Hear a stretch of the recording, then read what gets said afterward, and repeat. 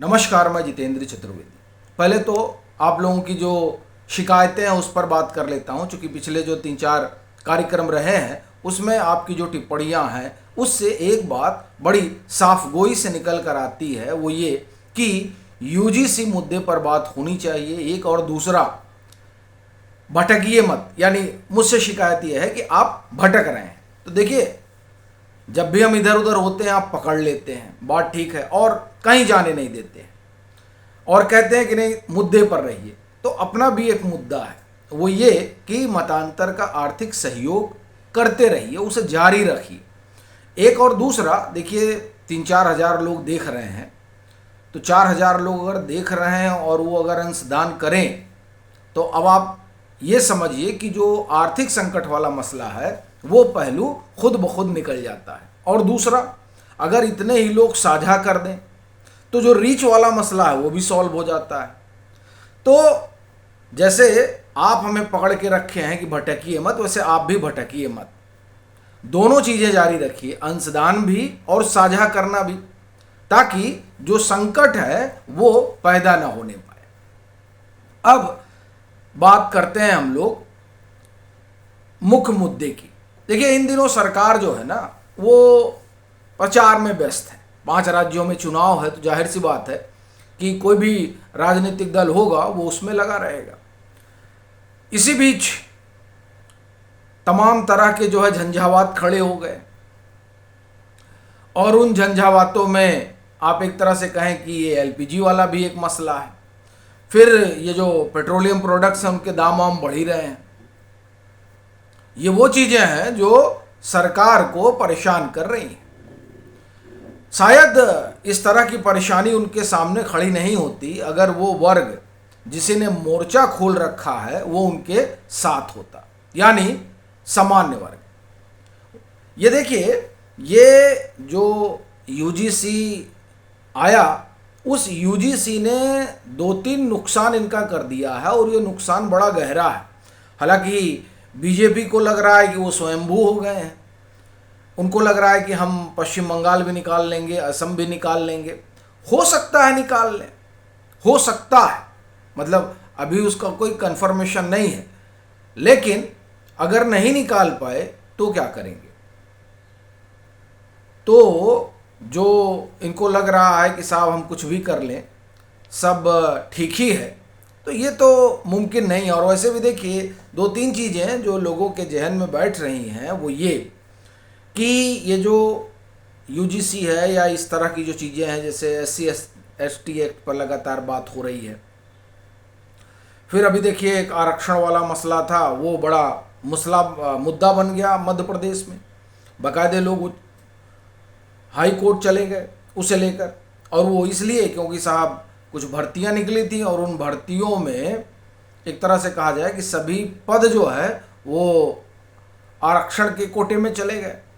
जो सामान्य वर्ग है, या एक तरह से कहा जाए कि जो उसका एक फेयर प्रक्रिया होना चाहिए, वो प्रक्रिया लोगों को नहीं दिखाई दी, लोग पहुंच गए। तो ये जो चीज़ें हो रही हैं, ये चीज़ें उस नाराज़गी से उपजी हैं जो यूजीसी ने पैदा की है। और सबसे बड़ी चीज़ ये है कि बहुत एक लोग कह रहे हैं ना कि अरे कहाँ दिख रहा है। देखिए, दिख तो इस तरह रहा है जिसका अंदाज़ा सरकार को भी नहीं था। सरकार ने भी नहीं सोचा था कि इस तरीके का अभियान खड़ा हो जाएगा।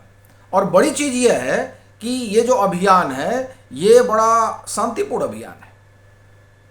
लोग बाकायदे उस मंच पर आकर अपनी बात रख रहे हैं जिस मंच पर बीजेपी का आईटी सेल एक्टिव रहता है, जिस मंच पर प्रधानमंत्री नरेंद्र मोदी का बोलबाला हुआ करता था, उसी मंच पर। और बड़ी चीज़ यह है कि अगर किसी मसले पर आप सफाई देना चाहें तो आप ही जैसे दर्शक दौड़ा लेते हैं कि नहीं ये तो गलत कहा जा रहा है। जैसे मधु किशोर वाले मसले में हमने कार्यक्रम किया तो आप लोग नाराज हो गए।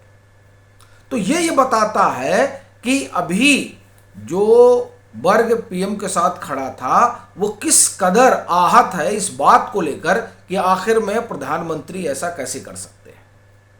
अच्छा, जब ऐसा कर दिया उन्होंने तो सबक सिखाया जाएगा, छोड़ा नहीं जाएगा। और इसकी वानगी आप देखिए, यूजीसी पर कम से कम बात हो उस बाबत एक तरह से कहा जाए कि यूजीसी का कोई नाम तक नहीं लेता है, न पार्टी में कोई ले रहा है और मीडिया को तो जाने ही दीजिए। हमारी बिरादरी के तमाम अलंबरदार लोग तो लगता है यूजीसी भूल ही गए। और ये तब हो रहा है जब मीडिया में एक तरह से कहा जाए कि सबसे बड़ा जो वर्ग है वो सामान्य वर्ग का है। इसी को लेकर तो राहुल गांधी कह रहे हैं और कहते रहे हैं जैसे तमाम लोग। अच्छा देखिए, ये दुर्भाग्य है उन लोगों का जो लोग इस नाम पर अभी भी वोट मांगते हैं और ये कहते हैं कि साहब हम शोषित हैं। ये मैं इसलिए कह रहा हूं क्योंकि आप देखिए, जब मंडल आया, मंडल के बाद से तो यहाँ पर मंडल पॉलिटिक्स शुरू हो गई और उस पॉलिटिक्स की वजह से जिन्हें दलित और पिछड़ा कहा जा रहा है उनको अपना लीडरशिप मिला। तमाम स्टेटों में उनके अपने चीफ मिनिस्टर हुए, यानी जो राजनीतिक ताकत है वो उनके पास चली गई और उनके लोग 20-20, 25-25, 30-30 साल तक, 40-40 साल तक, लेकिन हम 90 से जोड़ें तो मान के चलिए 30 साल तक, 35 साल तक कहाँ रहे? सत्ता के शीर्ष पर रहे, लेकिन वो अपने समाज का उत्थान नहीं कर पाए। और कहा जा रहा है कि सब शोषण हो रहा है। अभी कहीं दिलीप मंडल ने ही एक पोस्ट किया था जिसमें उन्होंने लिखा कि साहब यहाँ जो उन्होंने शासन बताया उस शासन में तो कहीं जो है पंडितों का शासन रहा ही नहीं। जो कहा जाता है कि साहब, या आप कहें कि सामान्य वर्ग, हम कहें सीधे सीधे सामान्य वर्ग का शासन रहा ही नहीं। अब बताइए, सामान्य वर्ग ने शासन भी नहीं किया, ठीक है, और सामान्य वर्ग ने शोषण भी किया। और उसमें भी अगर कहा जाए कि ब्राह्मणों की बात करिए तो आप देखिए किस तरह की चीज़ें होती हैं, किस तरह के क्लिप आते हैं, किस तरह की बातें बोली जाती हैं। और देखिए, मंडल साहब कह रहे हैं कि उनका पोस्ट है और वैसे भी इतिहास के पन्ने पलटिए तो कहाँ रहा इनका शासन, लेकिन फिर भी इन्होंने शोषण कर दिया। कहना अपना ये है कि ये सारी बातें, ये सारी चर्चाएं अगर यूजीसी वाला मसला नहीं खड़ा हुआ होता तो नहीं होती। देखिए, ये जो यूजीसी वाला मसला है ना, इसने एक बात बड़ा स्पष्ट कर दिया कि अब जो मामला है वो सीधे अपने अस्मिता पर चोट वाला मसला है। इसको इस तरह से सामान्य समाज ने लिया। बड़ी चीज ये है कि जो प्रबुद्ध वर्ग है वो चाहे इधर का हो चाहे उधर का हो, लेकिन अगर वो प्रबुद्ध है तो वह अभी ये कहने से गुरेज नहीं कर रहा है कि ये सरकार ने गलती कर दी। और वैसे भी देखिए, जो कोई भी बीजेपी का आकलन कर रहा है और देख रहा है, वो अगर आप उसे पूछिए तो छूटते ही कह रहा है कि गलती तो इन्होंने कर दी है और ये इतनी बड़ी गलती है जिसकी भरपाई कर पाना इनके लिए मुश्किल होगा। हाँ, अब ये अलग बात है कि जो आत्ममुग्ध है और जो एक तरह से कहा जाए कि पूरे प्रशंसा की पराकाष्ठा पे हैं, वो तो कहते हैं कि नहीं, ये तो मास्टर स्ट्रोक है। लेकिन ये जो मास्टर स्ट्रोक है, ये अगर कहीं सियासी स्ट्रोक बन गया तो बीजेपी को लेने के देने पड़ जाएंगे। और ये यूं ही नहीं कह रहा हूँ। देखिए, प्रधानमंत्री नरेंद्र मोदी बोलते हैं और उनकी पोस्ट पर जब आप टिप्पणियाँ पढ़िएगा तो दांतों तले उंगलियां दबा लीजिएगा कि दुनिया के सबसे लोकप्रिय प्रधानमंत्री का यह हाल हो रखा है। अभी देखिए, एक पोस्ट है ये बीजेपी की, प्रधानमंत्री नरेंद्र मोदी का भाषण है। उस भाषण में उन्होंने क्या कहा, उसका एक हिस्सा बीजेपी ने अपने एक्स पर लगाया हुआ है। सफलता का एक बड़ा सिद्धांत ये भी है कि दूसरों की लकीर छोटा करने के बजाय अपनी लकीर बड़ा करो।